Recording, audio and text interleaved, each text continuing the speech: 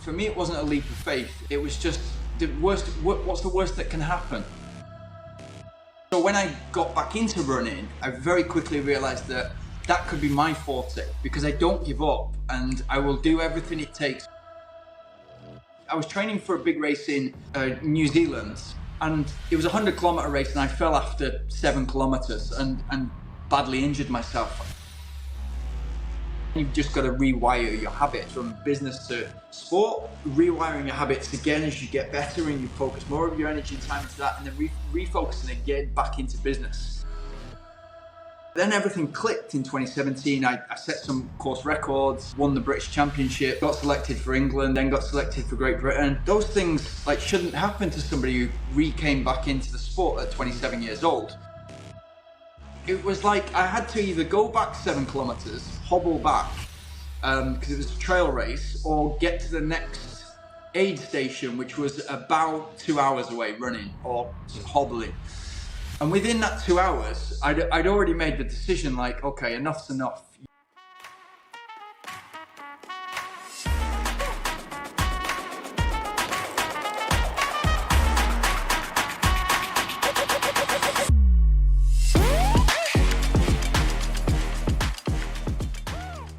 Lee, welcome to the show. Thank you. Listen, it's actually a bit random having this conversation with you in some respects, because despite our accents, neither of us are in our countries of origin, and we're living, well, actually just in the warm part of the world. So this is great. Yeah, it's perfect. Absolutely perfect. Yeah. And it's so funny when we first spoke, how close the places where we're from are back in the UK. So yeah, it's interesting. Small world. Yeah, it is. It is. Oh, at least we're demonstrating it's a big world if you want to get away and do a bit of exploration. Yeah, absolutely. Yeah. And look, so today, as we've been chatting, it's very much about that career transition and what it's like being, I suppose, an elite athlete and having to, just navigate normal life while all of this other stuff sort of continues in us. And, really keen just to really unpick your story and share some key insights from your life, your experience, that I know for many, who listen in are probably going to take a lot from it, because I think it's quite a special journey, unique opportunities that you've been able to explore. Yeah. Oh, I appreciate that. Yeah. I'm looking forward to it. Yeah. Well, listen, let's then kick off. And I suppose I like to start, well, where are you now? What's what goes on in your life today? Yeah. So right now I'm speaking to you right now from Dubai. So in the last year and a half, I decided to move here, and I guess we'll get onto that later on when we discuss career transition. But so as a kid, I was doing every sport you can possibly imagine in Manchester, and I went to a good school, basically a sports school, but with very little career kind of advice, which I think is true for many public schools in the UK. But all I remember of my childhood was just playing sports. Whether I was crazy about football, obviously, an Oldham Athletic fan. But there was everything and anything that we could possibly do. So cricket in the summer, football in the winter, rugby in the winter, to badminton, table tennis, anything you can think of. And then you get to an age where you do your first cross-country run at school. And because of all that football endurance and stamina I'd built up, I was pretty good at it, and won the first race for school, got selected for the team, and then that started a running journey. So I kind of focused on football and running growing up, and then at some point I always wanted to be a footballer, like you were, always wanted to be a footballer, and then at some point I'd already realised, but I had to sit down with my dad, or my dad sat down with me and just told me I wasn't good enough, which was a difficult conversation to have, but the right conversation to have, and so I focused on the running, and that was my childhood, and then as I said before, with the school, kind of good school but limited career options, so you kind of know what teachers do, you know what your parents do, you know what maybe a lawyer, a doctor, an accountant does, but you don't have many more options or much more of a view than that. And so when I left school, like everybody else, I didn't know what I wanted to do because I hadn't become the footballer that I wanted to be. So so I was pretty lost. So then I kind of transitioned into some kind of a career then. Yeah, I mean that's interesting. You know, that sit down with your dad as a young lad to tell you you're not good enough. I mean, how old were you? I mean, how brutal is that conversation? Was it in the back of the car? Son, you're not good enough. I'm not coming to watch you again. Or is it a bit more a bit more measured? Yeah, so my dad's definitely like the stick rather than the carrot guy. It's kind of like a couple of generations older than he actually is, and I probably feel at least a generation older. So it was always kind of, you know, oh, you came second today in a race. Like, what could you have done to win? Not like, congratulations, you came second. And I remember one race I came third, and he was like, third, just like almost kind of malfunctioned at the thought of me coming third. And I tried to justify it. And then it's only later when you look back on these things that you realize that maybe it's not normal, but at the time it really pushes you. But that conversation in particular was, I would imagine what it would be like having that conversation with my dad, with my son now. And, you know, we've got social media and everything's amazing. Everyone's amazing. Everybody can be anything they want. The sky's the limit, etc. But this reality has to kick in at some point. And I think if you've got somebody who you really love and trust in your corner, like my dad, who's still my hero to this day, and he can sit you down and he'd kind of manage my expectations. He told me you need to do X, Y, and Z in order to kind of get to a certain stage with your football career, in order to kind of get selected, go for trials, and, you know, make a team. And then it's kind of the conversations that you need to have. So yeah, it wasn't that bad. Of course, it was emotional for both of us, probably more so him. But yeah, a good the right conversations to have. Yeah, and you I mean, it's good, and it does have an impact, and that sense of realism, reality check, and I think it, you know, as we'll chat, seems to be a bit of a theme in your life as you know, the way that you've made some of your decisions. One bit that I'm interested in then is you mentioned from a career aspiration perspective, as in not just sport but jobs. That was actually quite well closed for you as you were growing up. Yeah, I think it is for a lot of kids from where I grew up. We kind of all had we all had limited kind of options, and you could kind of, this was, I left high school in '99, so we'd have this old computer where you'd kind of answer 100 questions and it'd tell you you're going to be a sportsman. Because of course you had answered all the questions. I'm mad about football. I love football. I play football all the time. And so you kind of come out of school and you're like, okay, so what do I study at university when you come out of college? And then you're like, well, I'm good at English. I'm good at maths. What does that mean? And unless you can have the conversations with adults that have some perspective on the world, you're not going to know what you want to get out of life. And I think the stats are there to show that the people in third, fourth year of university, most of them don't know what they want to be in life. So they're already invested in something monetary wise and time wise and energy into a path that they probably don't even know what it looks like. I mean, if you ask most people what a lawyer does, they probably give you the snapshot that they've seen in movies and on television series, but they don't know that it's all paper-based, 95%, and that 1% where they might be winning a course in front of a judge, that might be something else, you know? So we kind of glorify different careers. So yeah, for me, I was a bit lost. So when I finished college, the only thing I knew is that I wanted to go traveling. And so I wanted to go to Southeast Asia and do the kind of like, that kind of Thailand, Laos, Cambodia, Vietnam, and maybe into Hong Kong and Singapore and China. And I was saving up for that. So I'd go to a recruitment company, a local temporary recruitment company, with my bicycle, 7 o'clock in the morning every morning, and just take any job that they'd give me. So I was like packing fish in a warehouse. I was making boxes. I was blowing up footballs, which was ironic at the time. And then they would give me office jobs, and I would be filing and stuff like that. And then there was kind of I'd almost saved up enough to get the flights and to kind of sustain myself for 3 months in Southeast Asia, or 6 months. And then they gave me the option that they'd basically seen that I was reliable, and I was kind of like, I suppose I was a good lad with them, I was personable, etc. And so they said that we've got somebody going on maternity leave, and we just need somebody to answer the phones. Would you like that? But it's 6 months. It would mean that you'd need to put off traveling. So I took that, and for me, it was definitely a sliding doors moment, because I got then an insight from going to that office every day, what a recruitment consultant does. And I thought, oh, okay, this is exactly like sport. The harder I work and the smarter I work, the more I get paid. It's like running a race. It's the subjectivity of it, if that's a word. Yeah.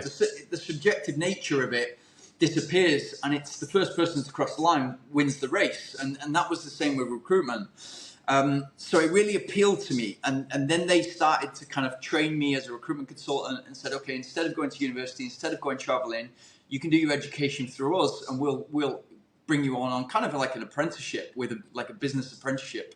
So that's what I did, and and that was a big moment of me kind of not going traveling and deciding to go at it. But yeah, kind of by luck, but also I think you make your own luck as well. Yeah, you do. I think I come across so many people so often where people say, "Oh, I was just lucky." But it's also about being prepared to take on that opportunity and make the most of it. And, we often say, this sliding doors moment, but it is these, I guess, pivotal points in our life whereby you could have just taken the easy path, which was do what you had, the plan, I'm set, I'm going here. But it's like, oh, well, let me take this job. Let's see what happens. Yeah. And you were prepared to delay that gratification, to get overseas, to get that deeper experience, and that's really what opened things up for you. That's fascinating. Yeah, and I think as I look at it now, the lessons you learn in sport are so much more important, especially in those early years, below 16.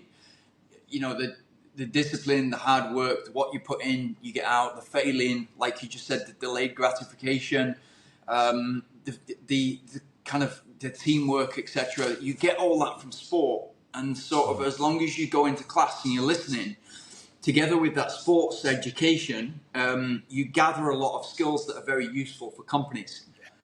Yeah. That's right. And so for you, you continued to, I guess, develop in that corporate world. You got that insight into corporate. Yeah. What was happening for you sport-wise at that time?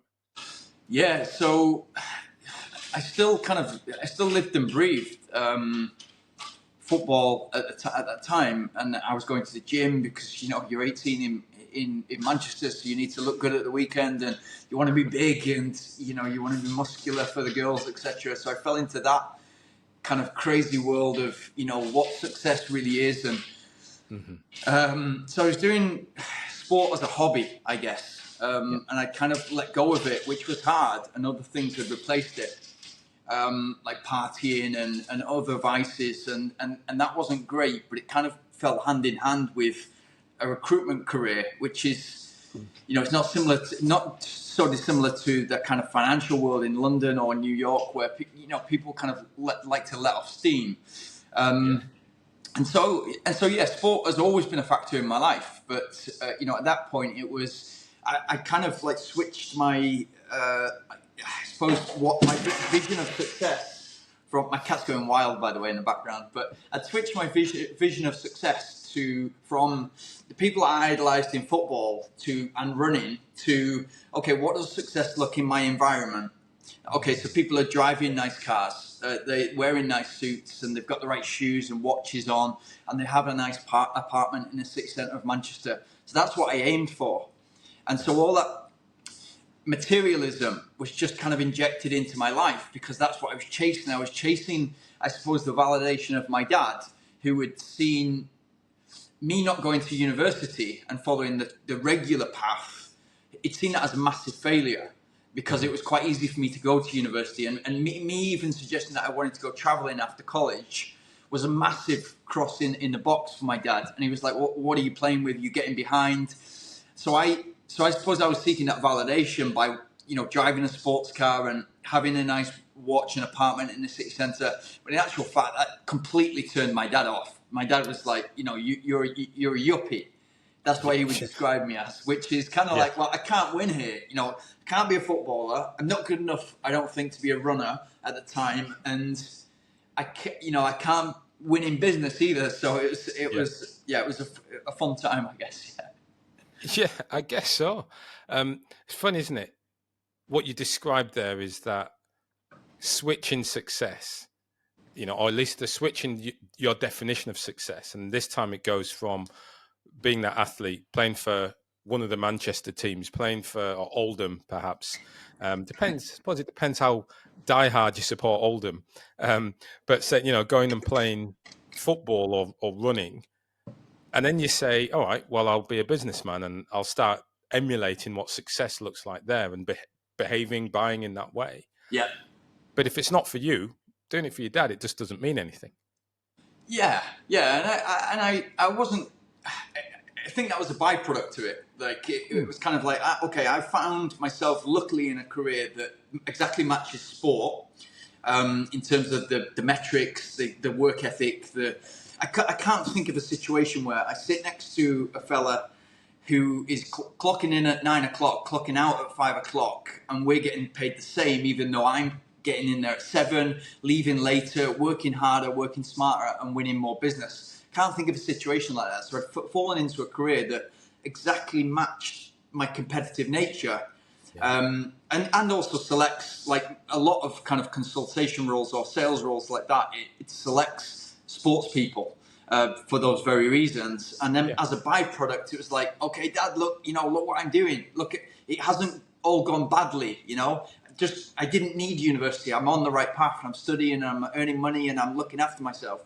But yeah, since we've had conversations and he kind of respects that I wanted a different journey to him. So that's all good. But yeah, it's still give me a good talking to if I came third in a race. Just thinking about that and sport, I love like you say, you landed in an environment that continued to develop or sharpened your competitive edge. You found yourself in recruitment, it's in sales.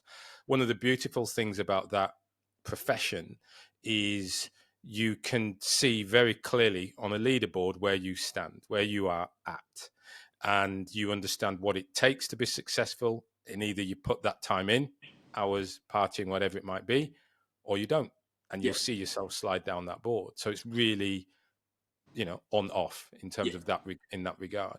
Yeah. So what was then?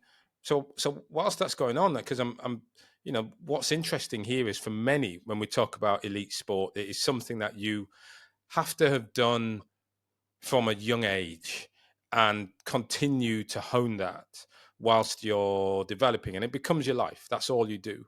Mm-hmm. What you're describing here, though, is one whereby, there's a competitive edge that's continued to hone, but you take your eye off literally the ball in terms of sport. So how did you start? How did that start to weave its way back in?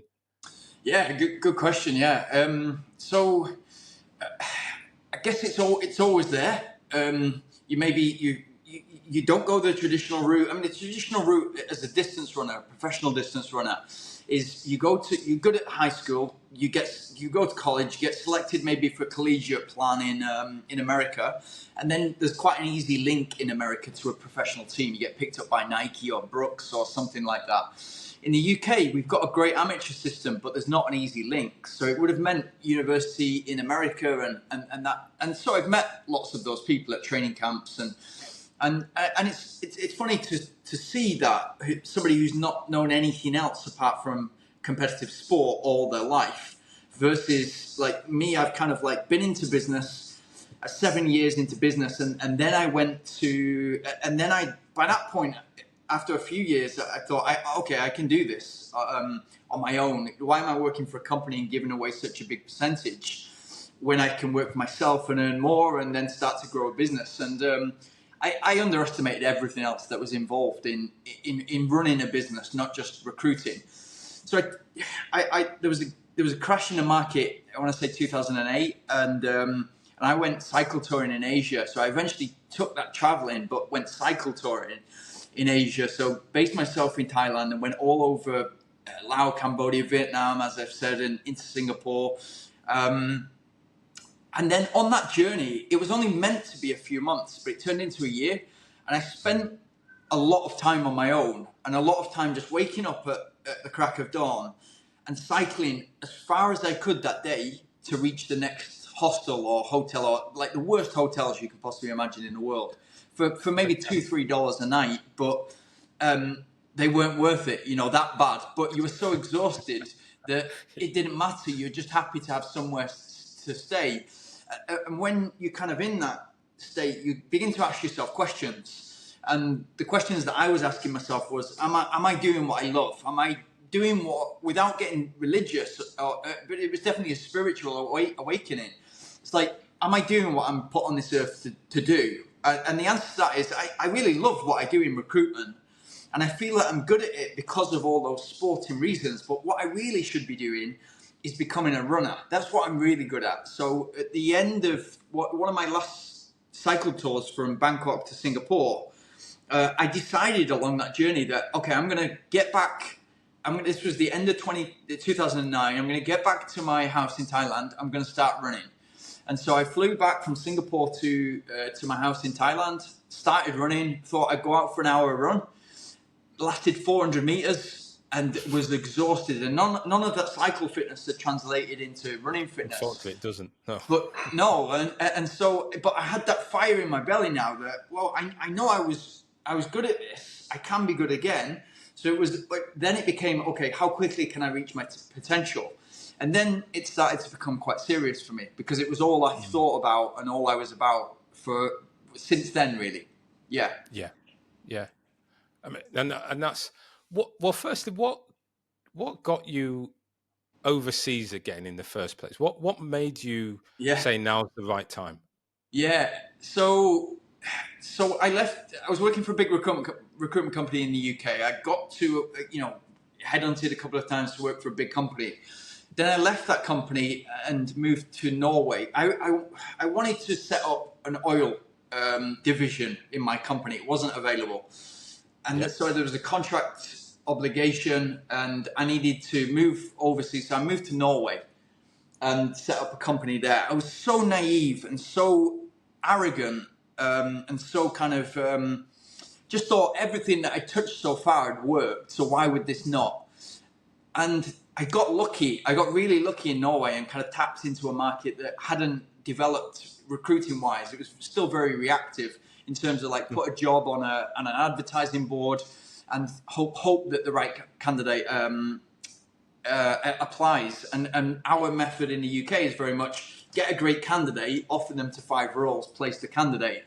So all of a sudden I was doing great, and that lasted a couple of years. But I left the UK in 2007. So I've been outside the UK 16 years, and then I moved to Norway, realized that I couldn't scale the company from there. So moved after a year to Spain and wanted to set up. At the time, a lot of recruiters were going from the UK to Sydney, where you are now, because for the weather. Big recruitment market in Sydney, and then, or they were going to Dubai. And at that time, 15, 16 years ago, it was still very strict here in Dubai. So my thought was, okay, I'm going to set up in a company in the most fun city I've ever been to, which is Barcelona.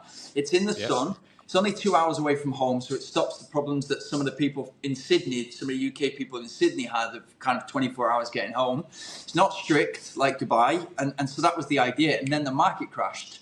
So now, kind of fast forward 10 years or however long it is, now I'm trying to rebuild the exact model. It's 16 years I've been outside the UK for the short answer. Yeah. So we're going from you as sports a hobby. You're going down this recruitment world. You're doing well. You're pushing forward there. You then, things take a bit of a downturn at least, but you're then traveling. Yeah. So when was it? Give me the year. When were you on your bike and you said, right, I'm getting home, I'm going to become a runner? Yes, so Christmas 2008, I left to Thailand. Christmas from 20th to the 21st of December 2009 to literally the New Year's Eve 2009, I rode from Bangkok to Singapore. Literally, I was meant to do it in 20 days, but a friend of mine in Singapore said, I'm having a New Year's Eve party. If you can pedal fast enough and enough kilometers a day, you can come to the party. And then that's what I did. So I did it in 10 days. And then it was literally the 3rd or 4th of January 2010, I went for my first run after after a long time, a long time. Yeah, since I was probably 18. So what made you think you'd be any good then? Oh, I had no clue, other than the fact that I'm just a stubborn person. Yeah, without wanting to swear. So when I listen to Goggins now, Goggins is not a good runner. He's just got the mentality of an insane beast. And so when I got back into running, I very quickly realized that could be my forte, because I don't give up and I will do everything it takes, all the little factors, and there might be 100 of them. I'll put everything in place to be competitive up the distance that I need to be in order to make this work as a professional career for myself. Yeah. So what changed? What did you change in your lifestyle, in your work, in your day-to-day diary to reach your peak? Yeah.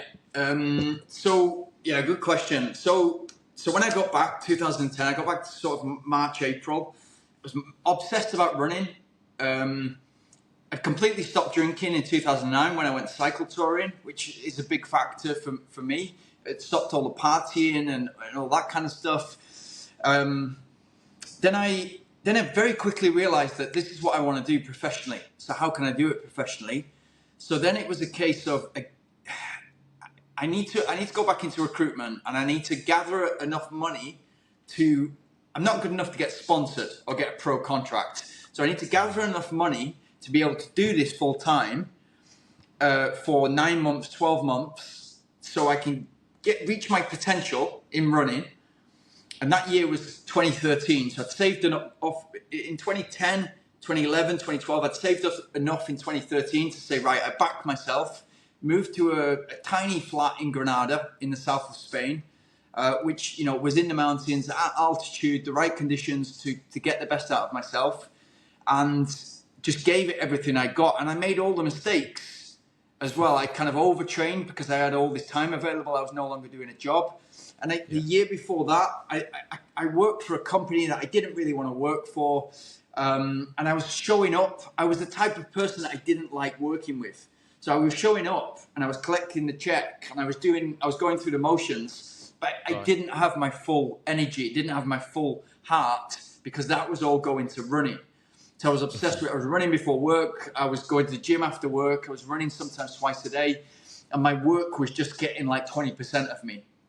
And I didn't feel good about that. So then when I went professional, when I backed myself and had enough money to go in 2013, then I started to reach out to companies when I thought that my times were good enough to say, right, this is what I've done so far. This is my potential. This is what am I worth to you? And the thing that I had is, because I'd worked in recruitment, I was able to handle the business side myself. So I was able to make those approaches, make sure my CV and my portfolio was good enough. So that, and then make sure that I knew that it was a numbers game. So instead of reaching out to 5 companies, that would be 500 companies. And then very quickly, like, we had Twitter, didn't we? And we had Facebook and then Instagram 2015, 2016, I think. So that became a big part of the game as well, especially when you're not playing football every week, but you're running maybe six races a year. That becomes a big part of your game, yeah. Yeah, so I guess just for everyone else listening as well, so your decision to become a runner, you're not talking about 100 meters, and when we're talking distances, you're still not talking about middle. You're not talking track here. So what type of running did you? I'm still going to say foolishly, just believe I'm making this. I'm backing myself. Yeah. So So yeah, I'm a bit of an idiot like this. So I thought, okay, so I started 4th of January 2010. Then I did a 5K when I got back to Manchester, park run. It was like Yeah. 1850 or something like that. And I thought that's pretty good, but I can do better. And then 3 weeks later, I did 1630. So the natural talent was coming back after about 4 or 5 months. Then I did a 10K, Manchester Bupa 10K, and I did 3950 there or thereabouts. And then I thought to myself, somebody told me about an ultra race, a 50K uphill, and that was the first time I'd heard about ultra running. And then I thought, that suits me down to the ground. And so I went to a racing thingy. But I thought, after doing that 10K in Manchester in less than 40 minutes, I thought, all I need to do is train, and I can be the British champion in 100K. If I can run the same speed for 10 of those 10Ks and do 100K, I can be the British champion. And that was my crazy logic, but it worked. Well, I was going to say, well, mathematically, yeah, sure. Simple. Forget the body, forget physiology with it, but just mathematically. Well, if I can do it in 3 minutes, multiply it out, I'm done. I like it though. But what's interesting is you still took that dream, you still took that idea, because here it's almost a reverse transition into it, where you are reverse transition in the sense, normally I talk about pure sport into that life after the game.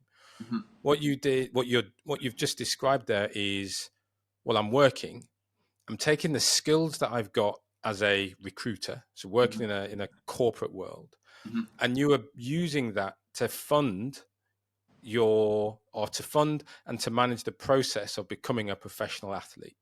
Yeah. Right. And so rather than going to a club, you mentioned US, Nike, Brooks, whatever it might be, you actually did the work yourself, projected out what it would take for you to live and train in that location, and backed yourself and just jumped and said, right, I'm going to do this. Yeah. Yeah. And Yeah. I love that. It's crazy.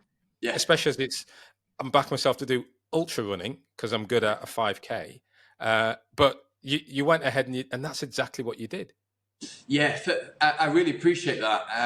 But I don't think it's like a leap of faith or something like that. I think the opposite. I think there'd be more regret if I didn't do it. If I didn't have my hat in the ring and go for it, I would have regret. They would not.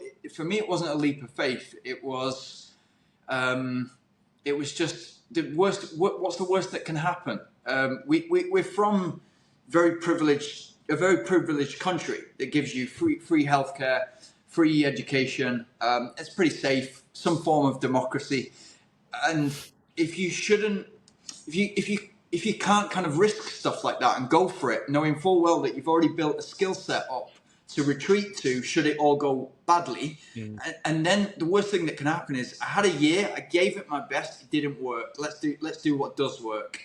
Yeah. And it's exactly the same at the end of your career, which I'm going through now, to go back into recruitment or back into business in some form, because you know all the skills in sport worked in business, and you know all the skills in business worked in sport.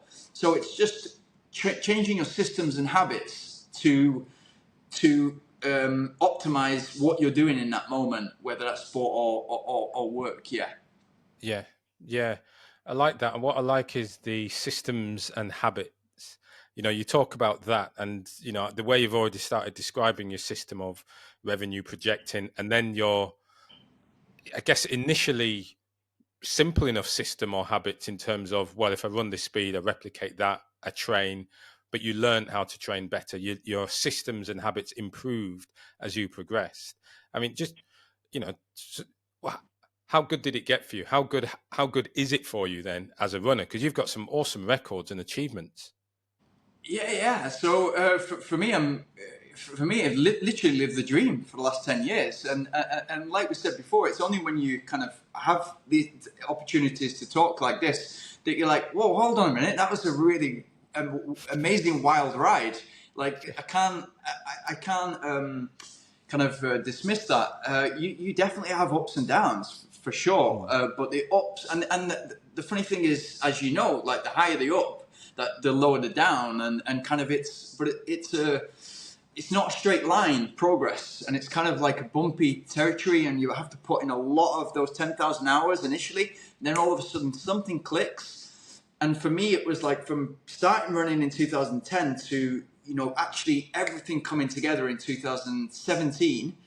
And before that, I turned professional. I turned professionally just having people who sponsor you, which is that in distance running, from 2014. But then everything clicked in 2017. I set some course records. I won the British Championships, got selected for England, then got selected for Great Britain. Those things shouldn't happen to somebody who came back into the sport at 27 years old. So defeating the odds and then winning the races that mean the most to me, those have been my highlights. And if I talk to other runners, they'll say, surely that victory was better than that victory. No. And for me, it's nothing to do with kind of the status of the race or how competitive it was. It's like, there's a race that I went to in 2010 called Subida Valletta in the south of Spain. And it's literally 50 kilometers uphill from Granada to the peak of Valletta. And I just trained for that in 2010, trying to finish it in less than the quarter hour, 8 hours. And I finished it and instantly knew that this is my calling. This is what I'm meant to do. And I remember looking at the guys on the podium and looking at these physiques, which were freak physiques, kind of no upper body like cyclists, and then these legs that were just like from Greek mythology. And so I was like, I want to be like that. And then not only training towards it, but fully committing and moving to Granada to train on the race course. And then winning the race eventually in 2017. That's better than any British Championship or GB vest, because it was the kind of the icing on the cake or the cherry on the top for a full journey, not just a race. So I love that. I mean, that race, what you've described there is that race. That was for you. That was that intrinsic motivation. That was the spark that inspired you, that made you feel this was where you want to be. As silly as it sounds, the England vest, the GB vest, was to an extent representing someone else. It wasn't representing you and your dream and your race. Sorry, go on. Well, I was going to say what was super fascinating though is also I always look for that, knowing you need to learn what is valuable, what is important to succeed, right? And often that comes from, as you say, finding the right systems, adopting the best habits. And often it's from seeing someone you admire or seeing a process at work and think, oh, that's brilliant. When you speak to rowers and they talk about the sound of the water as the eight swooshing through. Yeah. And it's interesting to hear that you looked at the physique of these runners that, you said freakish, and said, right, boom, that's one of the things, that's what it's going to take in order for me to win. I've got to look a bit like that. Right? That's where it is. And then you adopted that process. And it's a bit like, even when you spoke in recruitment, you knew what it took to win. What do I need to do? What's important next? How am I going to drive and get the right sales? And even with the arrogance, but it lands and it sort of works. Yeah. And so I hear that again, that repeating pattern in the way that you define success, and you move and then you sort of go for it. Yeah. Well, I think all these systems and habits and processes that you need to build in to enable you to get to a level of success, that comes from you changing your identity and changing your idols. And so when I'm looking at those guys on the podium and admiring males' legs, which is a funny thing to do, I'm not seeing them for like, oh, I really want to look like them. I'm like, I can see the years of dedication that it's taken in order for them to get to where they've got to. And that's what really appealed. In the same way, like you just said, in recruitment, it's like you take those sports skills, so whether you're playing football, whether you're basketball or running, you kind of, okay, let's go and see who's taking a free kick or doing a jump shot well, or, who's got some fast times in the 1500 meters. Let's go and train with them. It's exactly the same in recruitment and work. It's like, let's see who's doing the best here. Go and work with them. What are they? They must be doing something different. Let's go and work with them for a week and make that request, because that request will never be turned down, because your managers and your directors know what you're doing. It's also kudos and status for the person who you're going to go and shadow, and you can learn so much just from kind of going through that person's motions. So all these things are transferable. Yeah.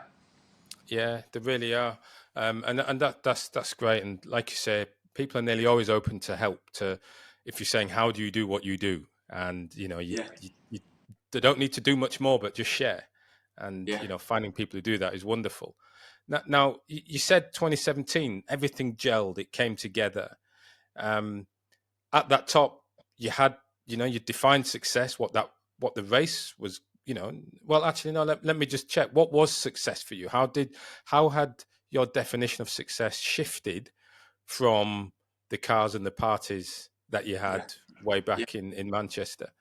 Yeah, it had gone completely away from material to success is freedom, and you having the choice to do whatever you want whenever you want. So it's nothing to do with how much you've got in your bank or what car you drive or whether you've got the right watch. It's all to do with, can I do whatever I want any day of the week? And that's what I've had for the last 10 years. Since I turned pro, I've always been able to kind of live between Granada in the south of Spain and Chiang Mai in the north of Thailand, and do whatever I want. I've never had a coach or a manager, which there's an argument there whether I could have gone further if I would, but I love that freedom of just being able to do whatever I want to do anytime. So that's the shift that changed. And then the definition of success for me was that race was such a great curve, but that was the start of success. So it was kind of, okay, you've done this race that you set out to do, and you've set the course record, you've won the race. Now that's led to other things and other successes, and then since then I've won other races, set other course records, and yeah, it kind of I was able to put a line under that race and just say, okay, you've done that now. You don't have to obsess over that. You can go and do other things, which is quite interesting. Yeah. Yeah, it is. It is, because achieving that for you, as the way you've described it, it was almost giving you a bit more freedom. Actually, achieving that race gave you then the freedom to go and enjoy other things. Yeah. But you had to get to that first. Yeah. Yeah. Isn't that Yeah. funny? Yeah, and it's a crazy world, distance running, because there's not the financial reward like other sports. There's probably in the UK, I would say there's probably no more than 10 athletes in distance running earning more than six figures, which is startling considering other sports. So you really have to be in it for the love of it. And what I loved in Granada, training for that race months before the race, is I knew that if I got fit for 50k uphill, I would be fit for any other race that I did, and that's what worked really well for me. Yeah. And training at altitude in the heat, etc., making it as difficult as possible would make everything else easier. But the moments that I love is like hitchhiking down the hill after running up for 3 hours on a Sunday afternoon, and only hikers are coming back down the mountain because it's a ski mountain in the winter, but there's nothing going up there apart from hiking in the summer. And just stood there on the side of the road, no shirt on, just trying to thumb a lift. It's really comical, but that's what is necessary in order for you to succeed. And definitely, there's no girlfriend or friend who's going to pick me up, because it's like, well, what's in it for me, And maybe other people have had coaches or managers that pick them up, but for me, it was like, let's go for this. If we're doing it, we're all in. Yeah. Look, there was a gentleman who came on the show, Jim Roddy, and one of his big points of success was the winners always run uphill. Yeah. They run uphill, meaning they'll take the harder path. They'll make it harder. And for you, as you said, that training uphill at altitude in heat made everything harder, or made it very hard there. But then that made every other race actually that little bit easier in some respects. Yes. So, at what point then, just sort of changing a little bit, at what point did you start to realize, okay, this isn't going to continue now. I'm not going to continue to get the full sponsorship from everybody else for the rest of my life. I'm not necessarily going to get the same success that I've had over this period. Yeah. How did that occur? Yeah, it was never the money for me. So it was never kind of sponsorships, whether I was with Nike or Kraft like I'm now. It's never about that. It's like, okay, so a runner kind of wants to go to the races that they want to go to. So you want that paying for, because you don't want to think, okay, I've got to pay $5,000 to potentially go somewhere and succeed or fail, but the pressure's on more than ever. So you want to have that freedom to go to the right races, and that really helps. But COVID hit, and I was with Nike, and we started to do some stuff online, which was like motivational stuff. So I'd interview different people from different sports, people that had crazy stories about being addicted to something and then kind of coming out the other side, and how they ran every day or did triathlon.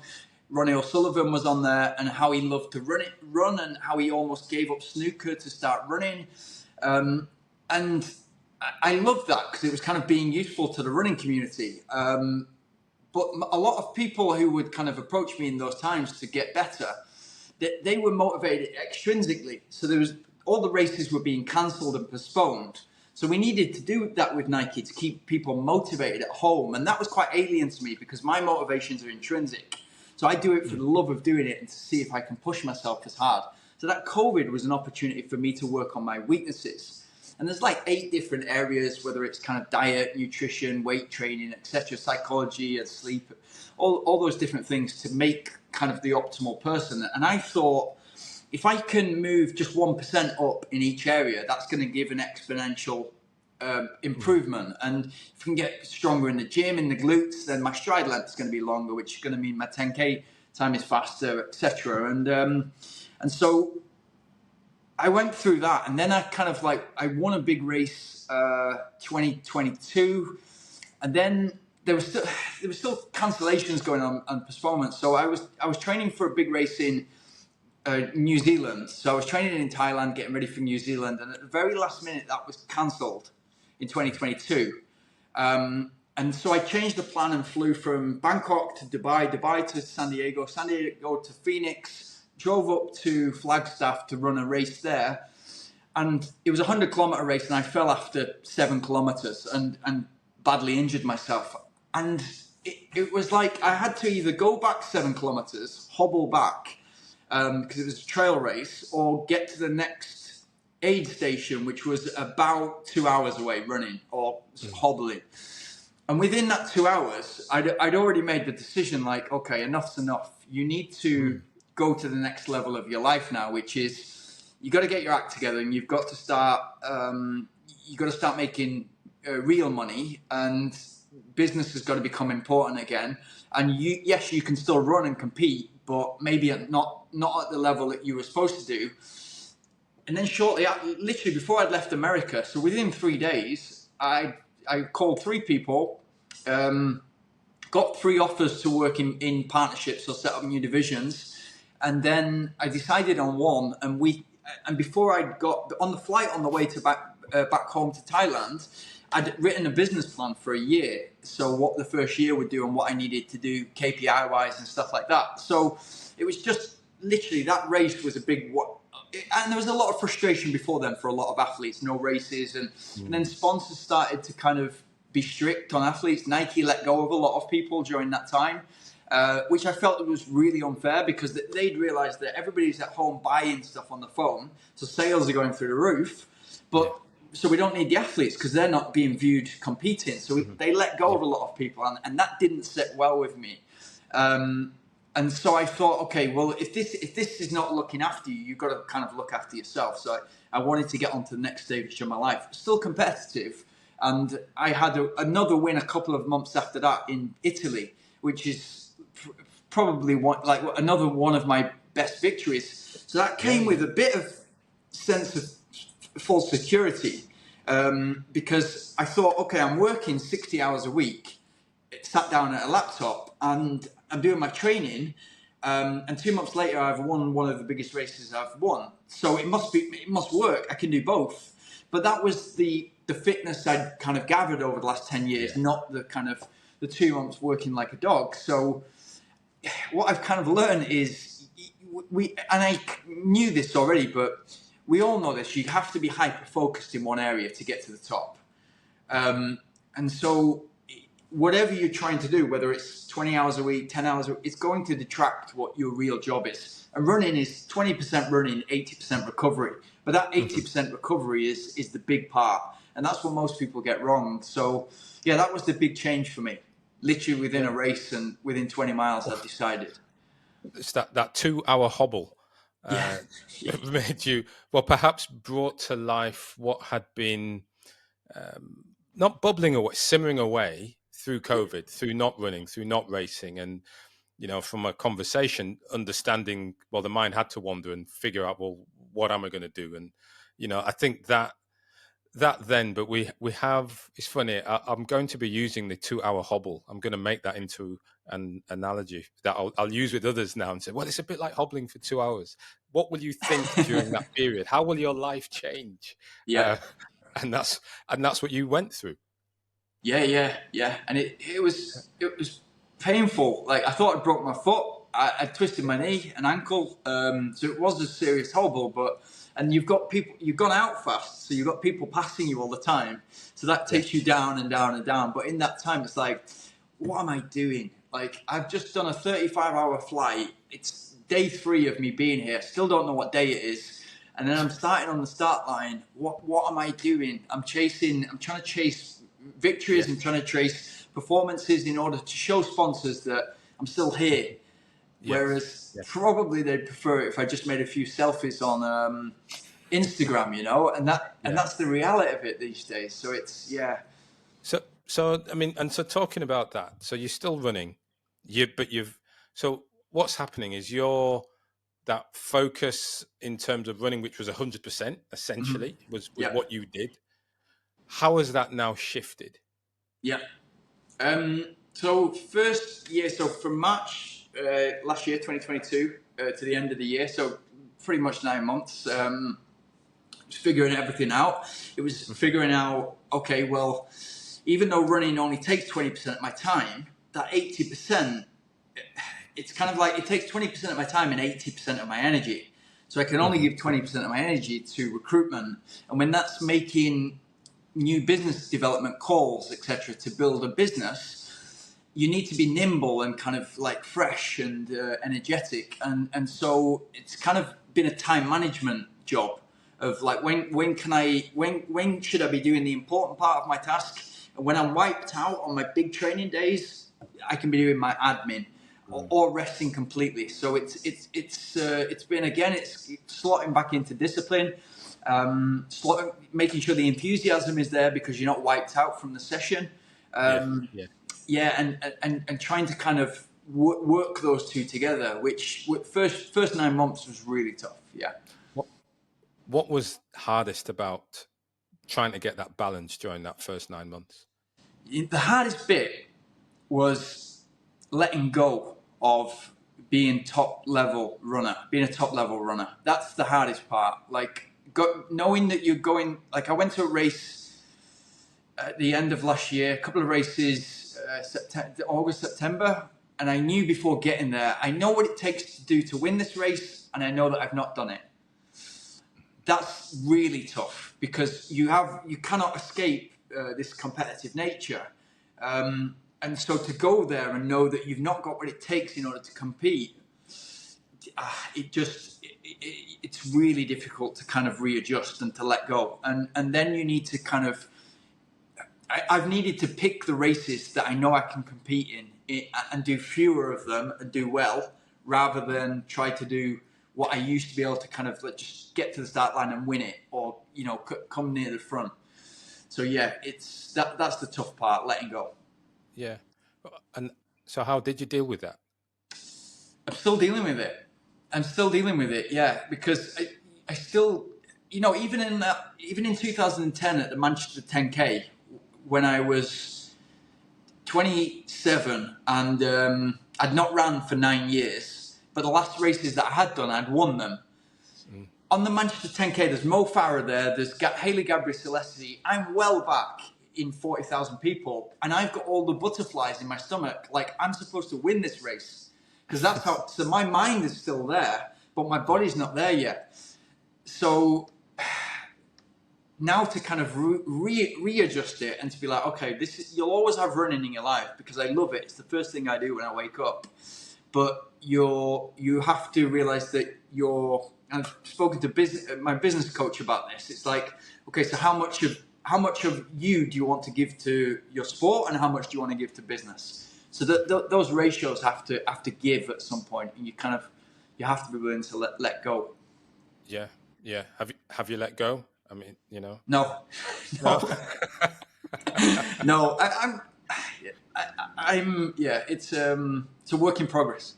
Yeah.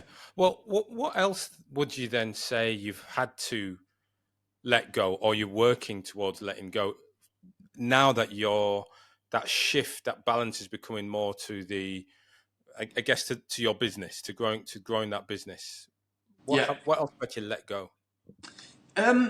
So yeah, that's a good question. Yeah, and I think the useful answer to your viewers and the truthful answer as well is you have to set yourself up for success in every situation. So if I'm running 2 hours a day, or an hour a day easy on an easy day, and 3 hours a day on a long run, then I can kind of fit the long run into the weekend. So that's that. But then Monday to Friday, I've got to be on it, which means the Wednesday is going to be a hard session. The other days are going to be recovery. Where can I be in the world in order to make that work? Then that was here, like 4 hours ahead of the UK. So I can do this in the morning, the running, and then by the time it's 12 o'clock and I'm ready to finish training and get on the phone, it's 8 o'clock in the UK. So you can do things like that, and then you've got to have your time management and discipline set out and a day plan set out for each activity. And then you've just got to rewire your habits again. So it's like rewiring your habits from business to sport, rewiring your habits again as you get better and you focus more of your energy and time into that, and then refocusing again back into business and rewiring your habits. So it's, you know what you need to do, but yeah, it's, I think that's the thing, and environment's a big. It's always been a big win for me. I've never understood how people would stay in the UK if they want to be a top level runner. Like, you would want to be at altitude maybe, and you want to be in the sun. Just that you're not having to. I always hear about runners kind of, I just went out in December. It's -1 maybe, and I've done my 20-miler, and it's so difficult, and the ground is slippy, etc. It's like, well, you're a professional runner, which means you've got to be all in. You're not stuck to a team in Manchester. You could be anywhere you want in the world, so why not go where it's optimal for your progress? So for me, that was an easy decision of Granada, and maybe it was lucky with that first ultra race that I did. And then Chiang Mai, because I'd visited that when I was cycle touring, I knew that was the perfect place when it got cold in Spain. So November, December, January, February, I would be in Chiang Mai, and that would be like, okay, more time on the bike, which supplements the long distance running, and then just a better climate. So I'm always in the sun. So again, when it comes to race day, it's easier because, like you say, you're running uphill, you're running in the heat. So yeah. Yeah, it's I talk about it a lot, and you keep saying it. It is that understand what it takes to be successful, and then adjust so Yeah. that you can optimize for that. And I love it. So I'll just live 4 hours time zone difference, so I can get up and run and still work the normal a day that is based out of the UK market. I just think it's good. I mean, to what extent do you think you've had to sacrifice in order to make that success happen? Yeah, no, not at all. Not at all. I think the only sacrifice. I mean, there is a big one, and I think you and whoever is listening to this will be able to relate. I think when you go into professional sports, you have to be, especially in an individual sport, you have to be selfish. It's not you and the team; it's just you, and you're trying to get as far as you possibly can. So you're not yourself. You're not your true person. So I wasn't right in relationships and friendships. I've missed weddings. I've not been and visited my parents as much as I should because I've been all in what I'm trying to be. So you cannot be yourself like now I can start to relax a little bit. I was at a wedding about a month ago, and it's like, oh, okay, this is what it feels like. So you do have to sacrifice that. But in terms of if this was, if it was a football career, everyone would understand because you'd have lots of money coming into your bank, and you'd be set up for life if you manage your money correctly. And the next stage of your life, you'd have plenty of options. Because it's not a great money sport, it's always more difficult to justify why are you missing my wedding. You're only running for England in Canada. Why are you not staying to the end of a wedding? Because why can't you drink? I don't understand these things. So you're never going to have that full understanding. But if you know yourself, and if you've got your identity set of who you want to be and the person you want to become, those decisions are quite easy. Yeah. I think they're easy when it aligns with those values, that ease, your value of life or how you want to live. And like you said, there's not as much effort that's put into it because you see it as that natural path. Well, this is what I have to do in order to achieve what I want to achieve. So I'll just go ahead and do it. For many, that's a challenge. What you are talking about is, well, for you, it was something that was innate. It was something you're able to do. And I think for many, as you're saying, they're elite level athletes, players, they have that, you say selfishness. Others would say a sharpened focus towards making it happen. Yeah. But I get what you mean. And I'm sure those listening will get what you mean when you talk about it in that way. Yeah. Funny that you're only just realizing how good weddings are. It's never too late. But yeah. Well, look, it's so coming on to where you're at today. Then, I mean, so running your business, living between a few wonderful locations around the world. I mean, that's a lifestyle for many that continues to be a dream. Right? Yeah. Do you feel you're still living the dream? Yeah, absolutely. Yeah. I'm about to go to Thailand because I'm training for a race, and that gives me 7 hours on the UK, so it gives me extra time to train.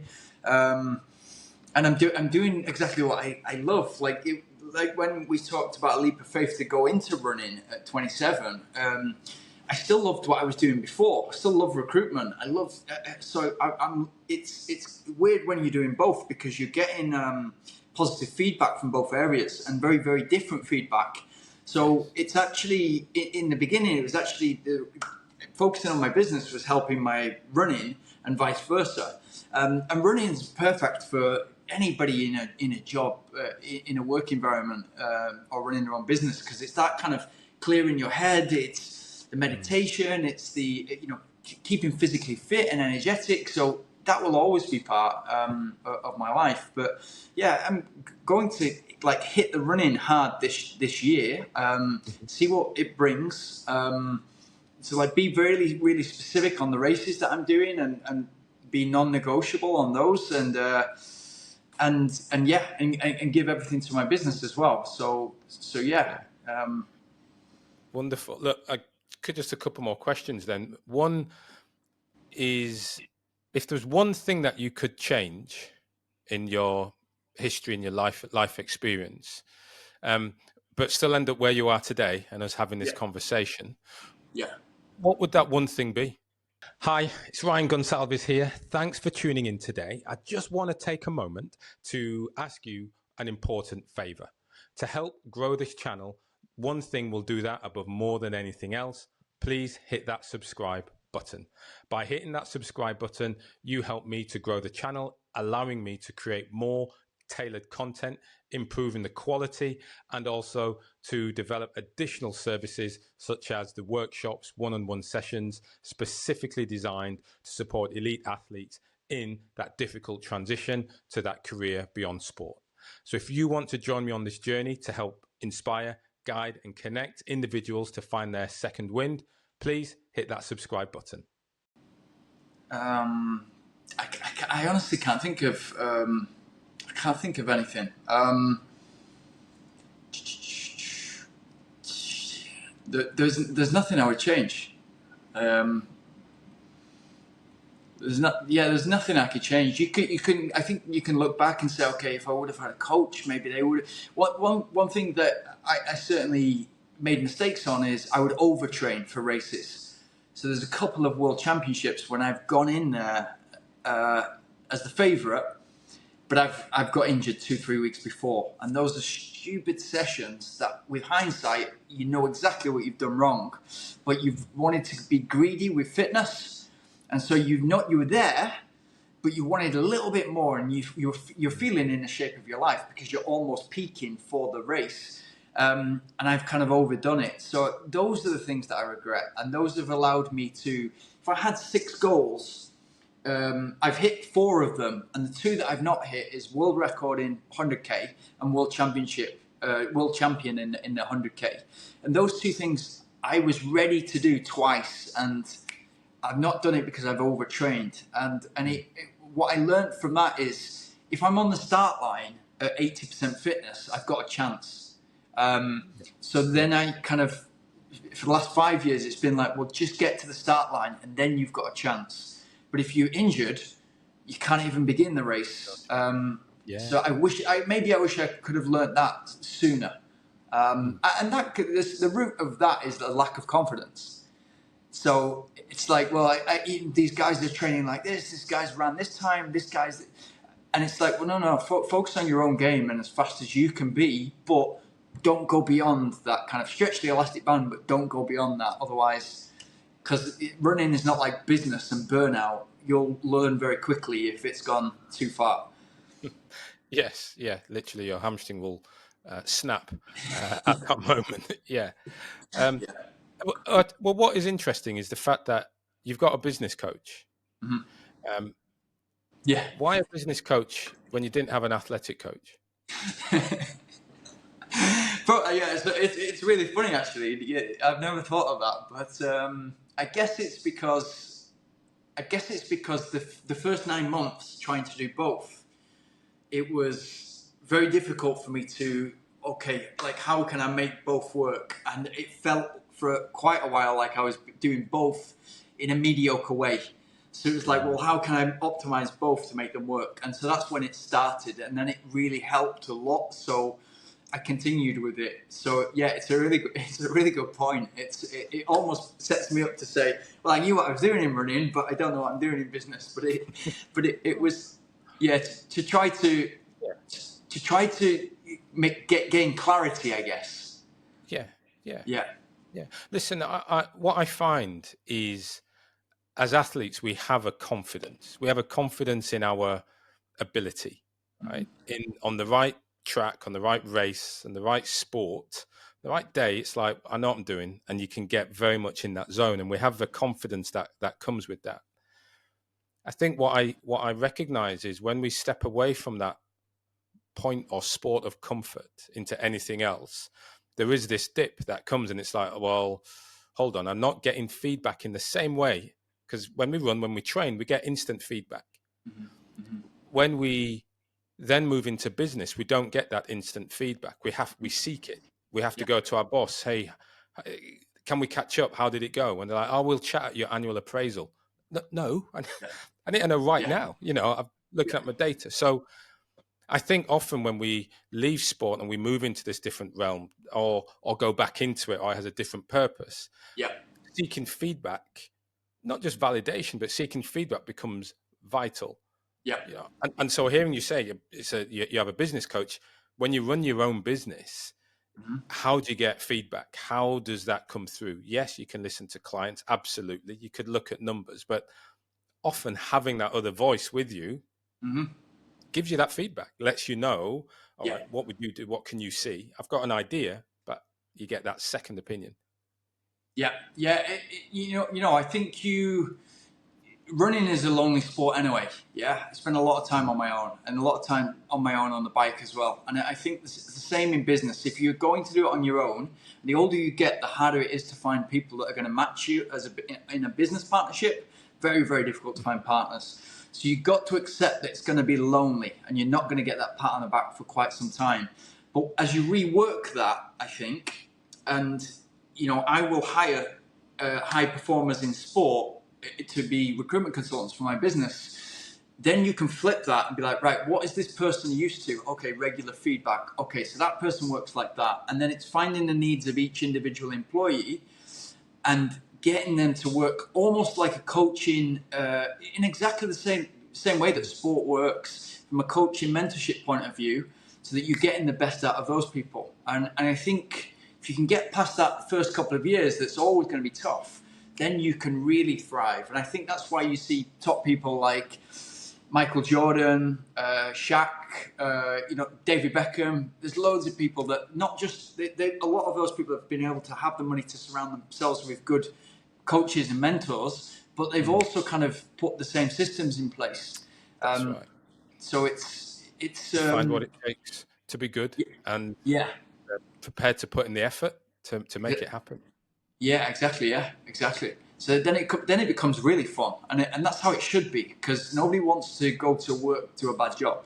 They want to go and work in a good environment, good culture, and feel that they're moving forward, just like in sport. Yeah, Lee, I think you're right. Lee, listen, I want to thank you for your time today. As always, I've enjoyed our conversation. I think it's been fascinating. We've touched on some areas, or at least got to some perspectives I didn't expect to, which I think is absolutely fantastic. Thanks very much, Lee. Thank you very much. Really, really enjoyed it. Cheers, mate.